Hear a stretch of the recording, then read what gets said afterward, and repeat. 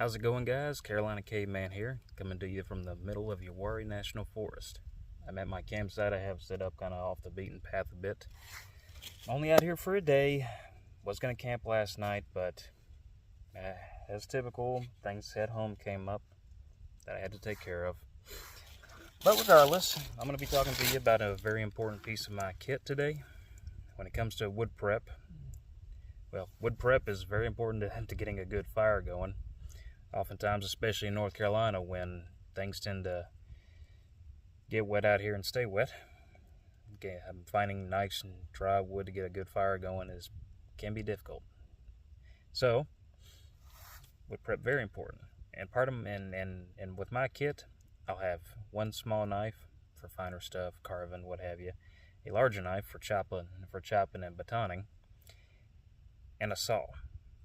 Very important, a saw. It really makes work a whole lot easier. So, with me, I have three of what I would say are the best camping or backpacking saws on the market. And hopefully, if you're interested in a good saw, this will make your purchase a little bit easier. Starting off with the smallest, the Silky Gomboy. This is the bigger of the Gomboys. This is the 300 millimeter. I'm a little bit slow on my metric conversions. I believe that comes out to about 11 inches. Yeah. So very lightweight, very compact, fully open. Yeah. I've been using this saw for about 8 or 9 years, and it's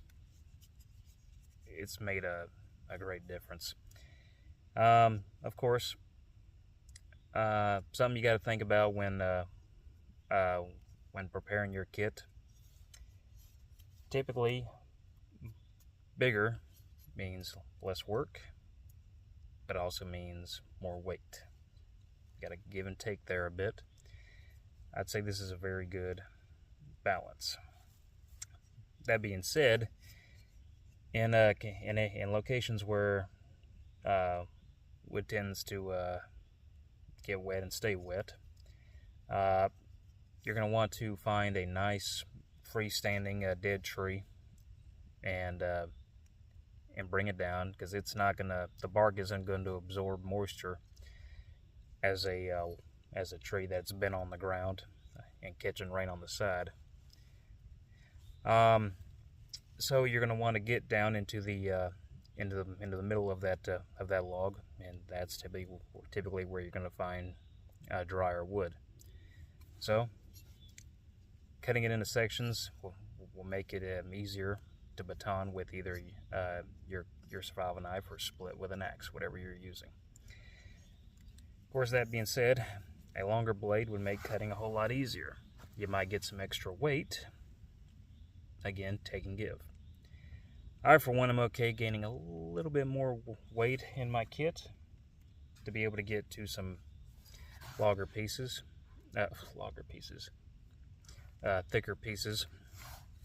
Now, that's why I upgraded to the Silky Big Boy.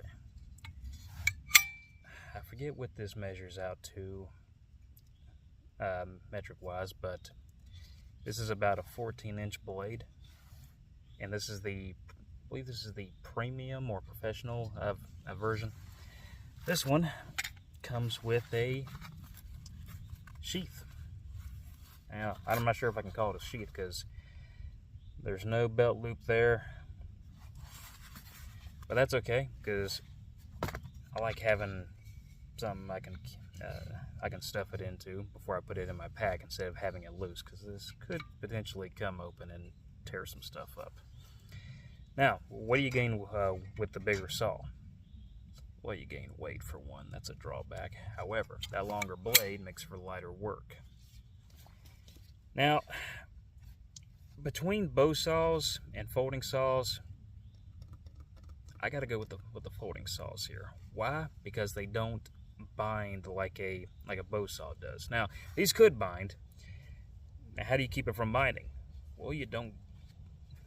How should I put it? Don't pretend you're a rabbit. When you're cutting that saw, don't just let the blade do the work. I hope this doesn't get demonetized. Anyway, yeah. So let the blade do the work. Use the full length of the blade. That'll make it easier on you. You won't tire yourself out. Now, it will a folding saw will bind. It will typically what happens. Somebody gets too crazy. That tip, like just the tip gets in there, and when they go to push, it will bend. And more often than not, you'll break the tip off. I doubt you'll break the blade completely in half, but you might warp it. Yeah, let the blade do the work. You just take it easy. Now then, next one I have, the Boreal 21-inch. This is definitely heavier than the others, I would definitely say. Takes up more space too. You got, it also comes with this. This is definitely a sheath. I mean, you have belt loops, multiple belt loops right here. Now then, this one I'm getting ready to get rid of. I don't like it for one simple reason. I'll explain in a moment. But so many of the YouTubers I've seen use this saw, mainly in Europe. Now, opening this thing up.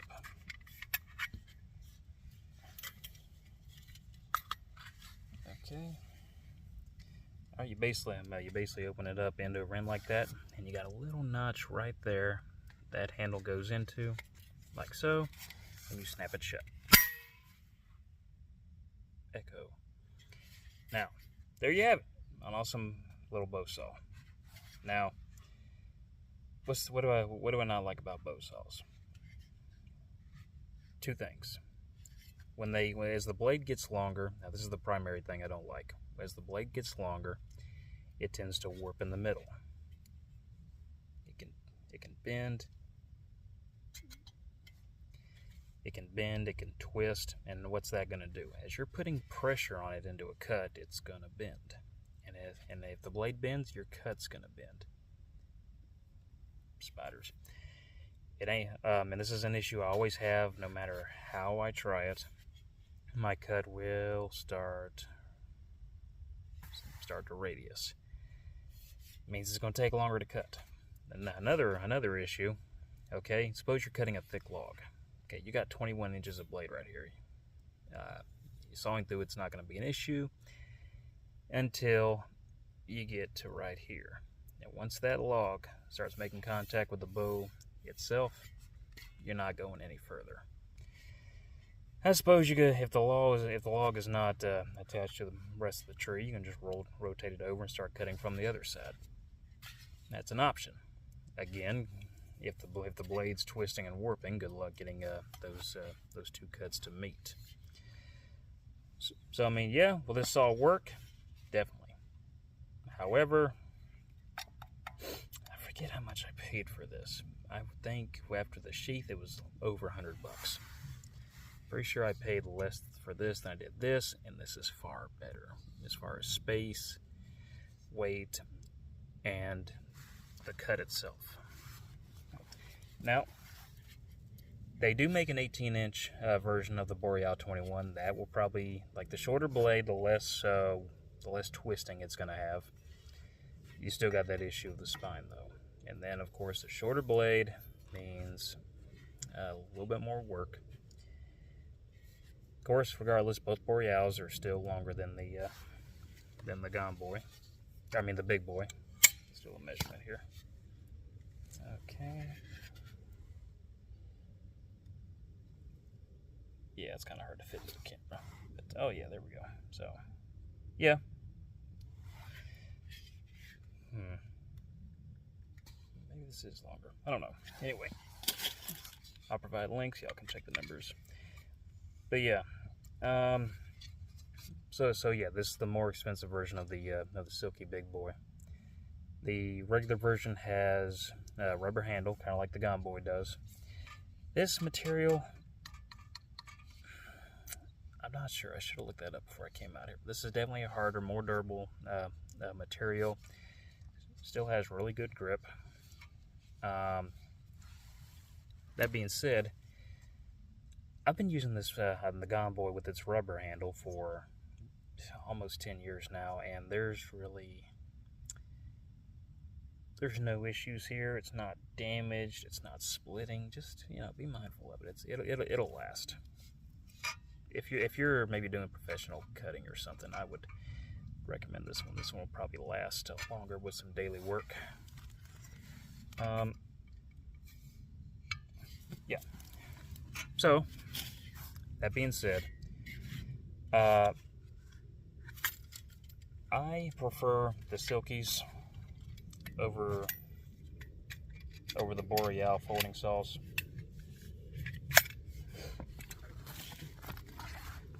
That's just my input. Yeah, you may have a better experience than I do, but hopefully this that info helps you out. Now then, I'm gonna close up this camera and relocate. There's a fallen tree over here. Let's do a little bit of cutting and see what we get. All right, guys.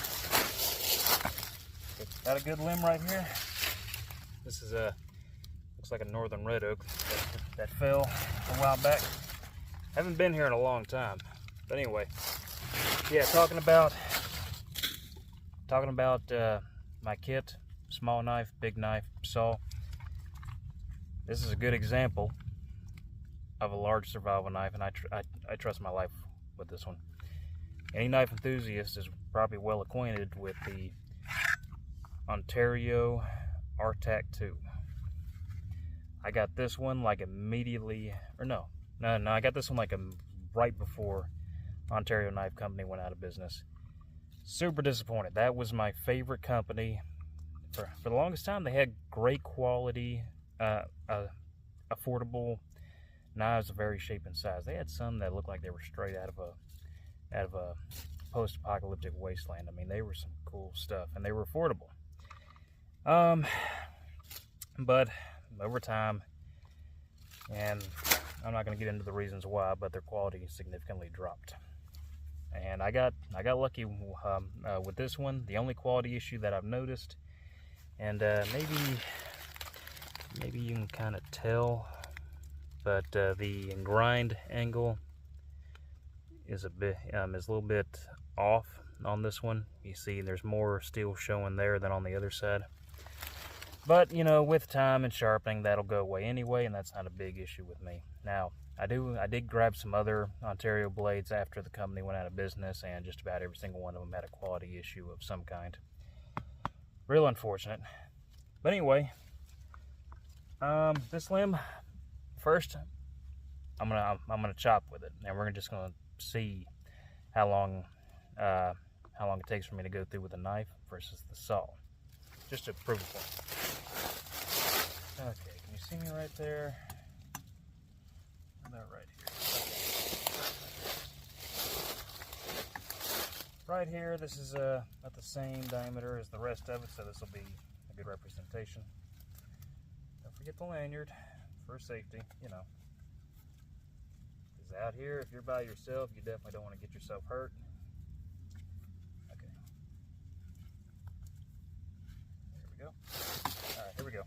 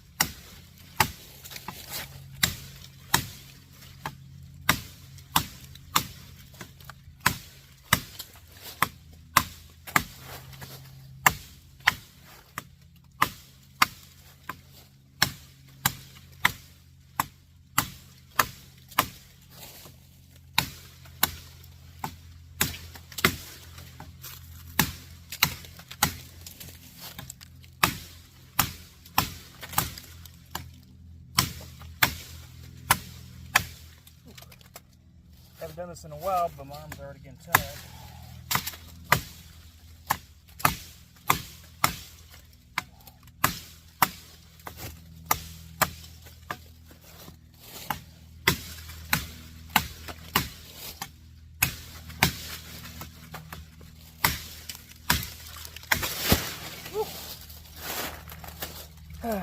have it. Now, this full flat grind, 3/16 of an inch thick blade. I believe it's 1070 carbon steel. This blows through the wood. I mean, just real easy. But still, though, if I was trying to cut up logs to baton through, and I was having to chop through sections, this would wear me out so fast. And out here, you want to conserve your energy. I can't carry a whole buffet with me to replace that energy. Oh, one thing else I forgot to mention: the sheath. This is a custom sheath. I'm going to be doing a review on this sheath later. Probably the best sheath they make for the RTAC too. If you have one, I recommend it. But again, coming later. Now then, let's give the Gone Boy 300mm a try.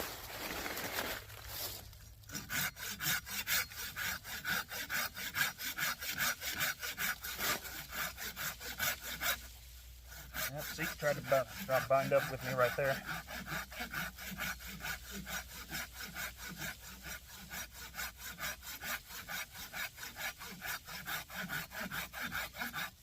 Yeah.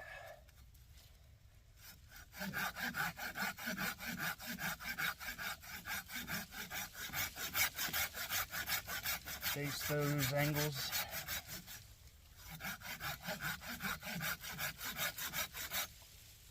Tried to bind with me there again. Now, I'm not doing it this time, but you can also hit the blade with a little bit of WD-40. That's an old trick I learned from Nothing Fancy, and it works. All right, there you have it. That's a nice flat cut. Love that. All right, now let's try the big boy.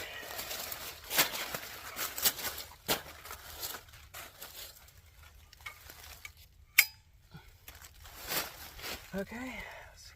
Right there.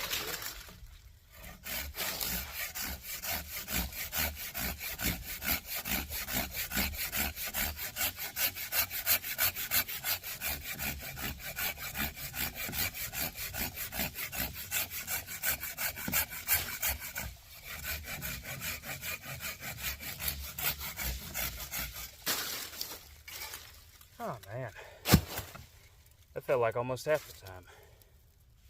Was it half the time? I'll watch the video later and find out. Okay, now then. The Boreal 21.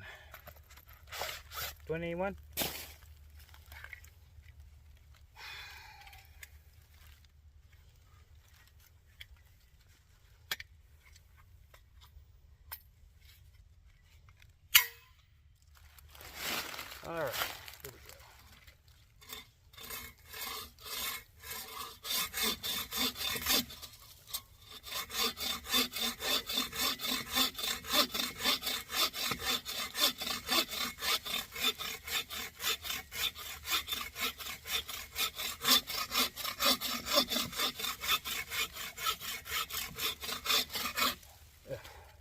I can already see it making an angle.